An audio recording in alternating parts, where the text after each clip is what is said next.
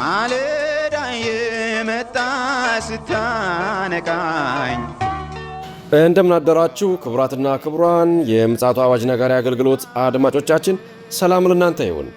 የማለዳ ቁርሳችንን አሁን ጀምረናል። አዘጋጅ እና አቅራቢ ፓስተር አለማየሁ ነሞ። መልካም ጊዜ ሆነላችሁ። ከሕይወት ምንጭ ውሃ ስታረካኝ። ሰላም ጤና ይስጥልን፣ እንደምን አደራችሁ። ይህ በምፅዓቱ አዋጅ ነጋሪ አገልግሎት እየተዘጋጀ የሚቀርብላችሁ የማለዳ ቁርስ ፕሮግራማችን ነው። ወደ ዛሬው የማለዳ ቁርስ ፕሮግራም ከማለፋችን በፊት ይህንን ማለዳ በምሕረትና በቸርነቱ የሰጠንን እግዚአብሔር አምላካችንንና አባታችንን አብረን እናመሰግናለን። የዘላለም አምላክ እግዚአብሔር ሆይ ስለ ምሕረትህ፣ ስለ ቸርነትህ፣ ስለ በጎነትህ፣ ስለ መልካምነትህ እናመሰግንሃለን። ጸጋህ ስለረዳን፣ አቅም ስለሆንከን፣ ጉልበት ስለሆንከን፣ ብርታት ስለሆንከን፣ ስላልተውከን፣ በዚህ ክፉ ዘመን እጆቻችንን ስለያዝከን እግዚአብሔር ሆይ በኢየሱስ ስም እናመሰግንሃለን። ስለበዛልን ምሕረትህ፣ ስለበዛልን ቸርነትህ፣ ስለበዛልን ጸጋ፣ ስለበዛልን ኃይል፣ ያንተ ምሕረት ቸርነት ከኛ ጋር ስለሆነ ክብር ምስጋና ለአንተ ይሁን። እግዚአብሔር ሆይ እናመሰግንሃለን፣ ከፍ እናደርግሃለን። ከፍ ካለው ነገር በላይ ሁሉ ከፍ በል። ምስጋና፣ ክብር፣ አምልኮ፣ ስግደትና ውዳሴ ሁሉ ለታላቁ ስም ይሁን። እነሆ ደግሞ በዚህ ማለዳ ሕያውና ቅዱስ የሆነውን የተባረከውን ቃልህን በኢየሱስ ክርስቶስ ስም እንድታስተምረን መንፈስ፣ ጉልበትና ኃይል እንድታስታጥቀን እጆችህን ዘርግተ በሕይወታችን ላይ እግዚአብሔር ሆይ የቃልህን ሙላት እንድትገልጠው በኢየሱስ ስም ጸልያለሁ። ቃሉን ላከ፣ ፈወሳቸው፣ ከመከራም ስጋት አዳናቸው ተብሎ እንደተጻፈ እግዚአብሔር ሆይ ቃልህ የሚያድን፣ የሚፈውስ፣ የሚያበረታ፣ የሚያጽናና ነውና የቃልህ ምስጢር ጌታ ሆይ እንዲበራልን በኢየሱስ ስም ጸልያለሁ። ይህንን የመጨረሻ ዘመን በቃል ኃይልና ጉልበት ታጥቀን ማለፍ እንድንችል በኢየሱስ ስም እንድትረዳን እጠይቅሃለሁ። ሁሉ ለስምህ ክብር ይሁን። ቃልን ባርክልን በጌታ በኢየሱስ ስም አሜን። እንግዲህ ትናንትና የፊልጵስዩስ መጽሐፍ ምዕራፍ 2 ጀምረናል። በክርስቶስ አንዳች ምክር ቢሆን፣ የፍቅር መጽናናት ቢሆን፣ የመንፈስ ኅብረት ቢሆን፣ የምህረትና ርኅራኄ ቢሆን ደስታዬን ፈጽሙልኝ ይላል። እንግዲህ ትናንት እንደነገርኳችሁ የፊልጵስዩስ መጽሐፍ የደስታ መጽሐፍ ነውና ጳውሎስ ደስታዬን ፈጽሙልኝ ሲል ምንድነው የሱ ደስታ ስንል ምክራቸው ከክርስቶስ ጋር እንዲሆን፣ በፍቅር በመጽናናት አብረው እንዲሆኑ፣ የመንፈስ ኅብረት እንዲኖራቸውና የምህረትና የርኅራኄ መንፈስ በውስጣቸው እንዲኖር ጳውሎስ ይፈልጋል። መቼም ልጆቻችሁ የወለድናቸው ልጆች አድገው ጥሩ ሲሆኑ፣ ትልቅ ሥራ ሲይዙ ወይም ትልቅ ደረጃ ሲደርሱ፣ በሰውኛ እንኳን ትልቅ ደረጃ ሲደርሱ ፍሬያቸው ያማረ ሲሆን እንደሰታለን። ለምንድን ነው የምንደሰተው? ልጆቻችን አንድ ማደጋቸው ያስደስተናል። ማደጋቸው ብቻ ደግሞ ሳይሆን በሕይወታቸው ያለው ፍሬ ያስደስተናል። የደረሱበት ደረጃ፣ ራሳቸውን መቻላቸው፣ መምራታቸው ያስደስተናል። ጳውሎስ እንደዚህ ነው። እነዚህ የፊልጵስዩስን ቅዱሳንን ምክራችሁ አላቸው ከክርስቶስ ጋር ይሁን፣ በክርስቶስም አንዳች ምክር ቢሆን ይላል። ከማን ጋር እንዲመክሩ ይፈልጋል? ከክርስቶስ ጋር እንዲመክሩ ይፈልጋል። ገብቷችኋል?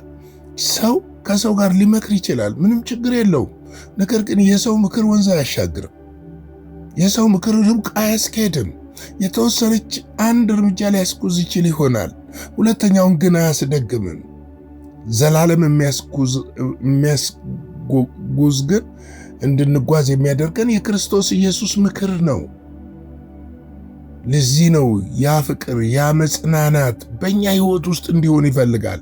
ፍቅር እግዚአብሔር ስለሆነ፣ ፍቅር ክርስቶስ ኢየሱስ ስለሆነ፣ ፍቅሩን እኮ ነው መስቀል ላይ መጥቶ ይገለጠልን። ምን ያህል እንደሚወደን ገለጠን። ማንወደድ ሰዎች፣ መልካም ነገር ያልነበረን ሰዎች፣ በጎ ነገር ያልነበረን ሰዎች፣ አንዳንዶቻችን እንደውም ዓለም የፈረደችብን በነቀላቸው በጠረጋቸው ምንባል ሰዎች፣ ለሰዎችም ለምንም አስጨናቂ የነበርን ሰዎችን ኢየሱስ በፍቅሩ ግን ማረከን። ስለዚህ ነው መጽናናት፣ በሱ እየተጽናናን የመንፈስ ህብረት እንዲኖር፣ ህብረታችን በመንፈስ እንዲሆን በስጋ እንዳይሆን የሚነግረን። ለዚህ ነው ምሕረት፣ ርኅራኄ ደስታዬን ፈጽሞልኝ ይላል። ኦ ሃሌሉያ! ደስታችን የናዝሬቱ ኢየሱስ ነው። ለዚህ ነው ፊልጵስዩስ 4 ላይ ቁጥር 4 ጀምሮ ሄደን ስንመለከት በጌታ ደስ ይበላችሁ፣ ደግሜ እላለሁ ደስ ይበላችሁ ብሎ ይነግረናል። ደስ ይበላችሁ በማ በጌታ የሚደሰተው በእግዚአብሔር የሚደሰት ሰው በምንም ነገር አይከፋው። ምክንያቱም በእግዚአብሔር ስንደሰት ነገሮች ሁሉ ይቀሉብናል፣ እፎይ እንላለን፣ እናርፋለን። እንግዲህ ዛሬ ቁጥር 2 እንመልከት እስቲ። ከዛው ጋር የተያያዘ ነው። በአንድ ሐሳብ ተስማሙ፣ አንድ ፍቅር፣ አንድም ልብ፣ አንድም ሐሳብ ይሆንላችሁ። ይህ በጣም ትልቅ መልእክት ነው። ዛሬ በቤተ ክርስቲያን ውስጥ አንድ ራዕይ አለን ብለው ሰዎች አይስማሙ። አንድ ተልእኮ አለን ብለው ሰዎች አይስማሙ። አንድ ሐሳብ አሁን አንዱኑ ሲል ምን አይነት ነው? ይሄ መንፈሳዊ ነው። በምድር ላይ ሰዎች አንድ ሊሆኑ አይችሉም። መንፈሳዊ ዓለም ግን ወስዶ የሚያስተሳስረን ነገር አለ። ምክንያቱም ሁላችን ከአንድ ጥምቀት ተጠምቀናል፣ አንድ መንፈስ ጠጥተናል፣ አንድ የእግዚአብሔርን ቃል ሕያው ቃል የሆነውን ገበታ በልተናል። ያ አንድ ያረገናል። በአንድ ሐሳብ ተስማሙ። የኛ የሐሳባችን መጠቅለያና መቋጫ የናዝሬቱ ኢየሱስ ክርስቶስ ብቻ ነው። በእርሱ ስንስማማ፣ በእርሱ ስንያዝ፣ በእርሱ ስንጠቀለል የልባችንም ሐሳብ ሆነ የውስጣችንም ፍቃድ አንዳችን ከአንዳችን ጋር ይሆናል። ምክንያቱም በመንፈስ ስንመራ ውስጣችን ያለው አንድ መንፈስ ነው። የክርስቶስ መንፈስ እርስ በራሱ ደግሞ አይጋጭም። ለዚህ ነው በአንድ ሐሳብ ተስማሙ የሚለን። በአንድ ሐሳብ እንድንስማማ እግዚአብሔር የሚፈልገው አንድ ሐሳብ ማለት እሱ ነው፣ የሐሳቡ መጠቅለያ። ለቤተ ክርስቲያን የተሰጣት ብዙ ጊዜ እናገራሉ፣ 3 ተልእኮ ነው።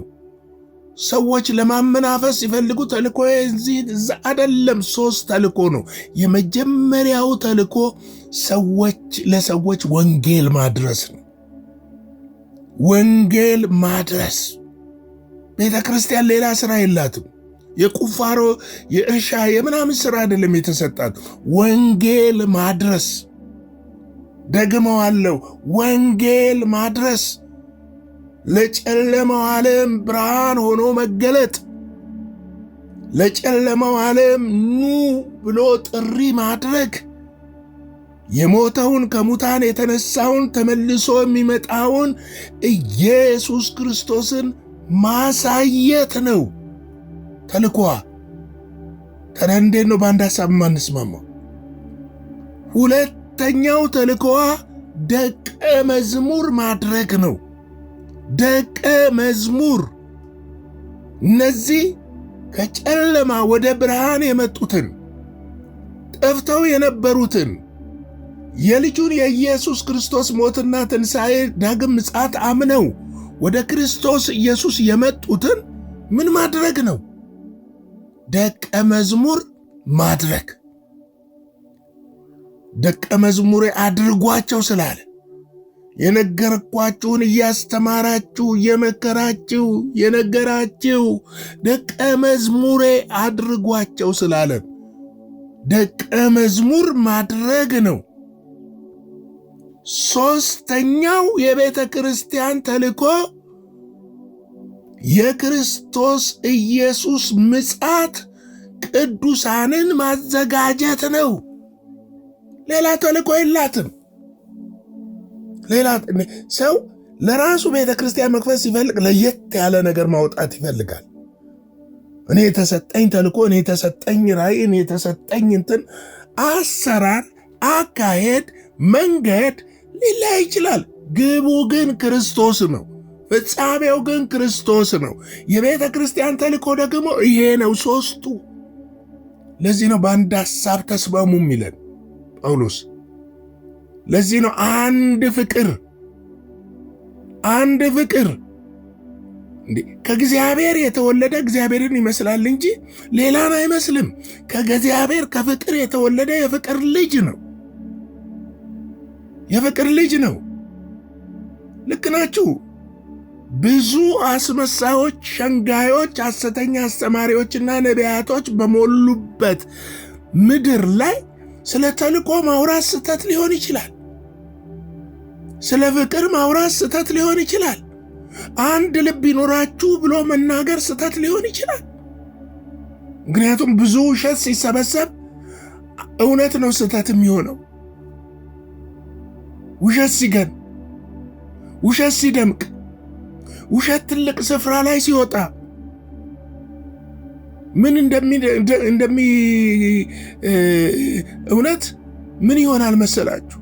ውሸት ሆኖ ይገኛል እውነት። ምክንያቱስ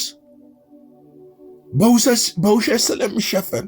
ግን አንድ እውነት ልንገራችሁ፣ እውነት ተቀብሮም ተደብቆም ተሸፍኖም አይቀርም። አንድ ቀን አደባባዩ ላይ ይወጣል። ያን ጊዜ ውሸት የሚገባበት ያጣል። ስለዚህ ነው አንድ ልብ፣ አንድ ሐሳብ ይሁንላችሁ፣ ይሁንልን እያለ የእግዚአብሔር ቃል የሚነግረን። ፊልጵስዩስ 4:2 ላይ በአንድ ሐሳብ በጌታ እንዲስማሙ አውድዩን እመክራለሁ፣ ሴኒጢኬንያንንም እመክራለሁ። በምን? በአንድ ሐሳብ ምን እንዲሆን? እንዲስማሙ። እነዚህ ሁለቱን ሰዎች ምን አደርጋለሁ? እመክራለሁ ይላል።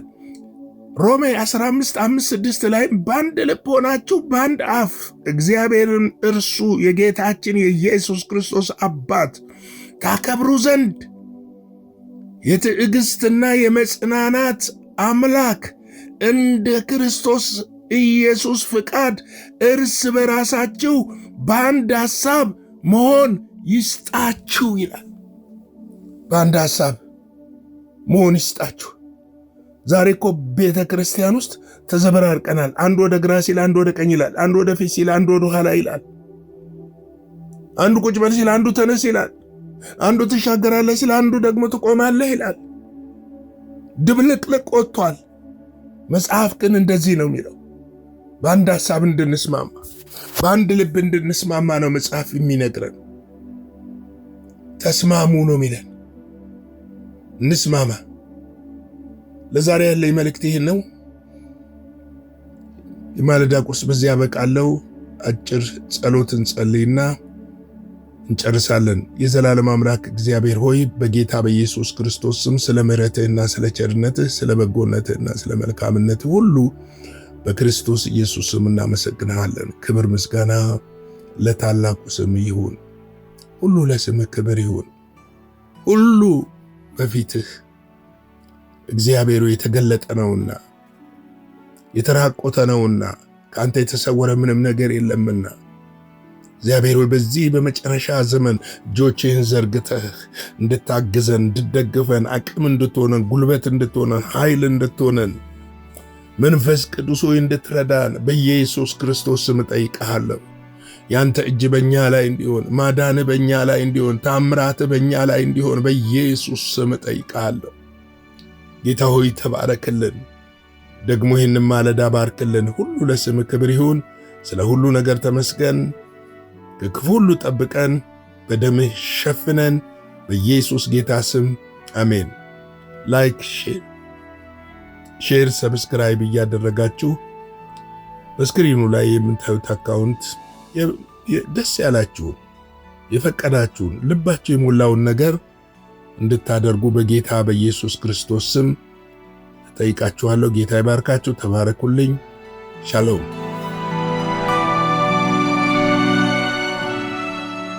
በነበረን የመልእክት ክፍለ ጊዜ እንደተባረካችሁ ተስፋ እናደርጋለን። በነገው ማለዳ በሌላ ዝግጅት እንገናኛለን። መልካም ቀን።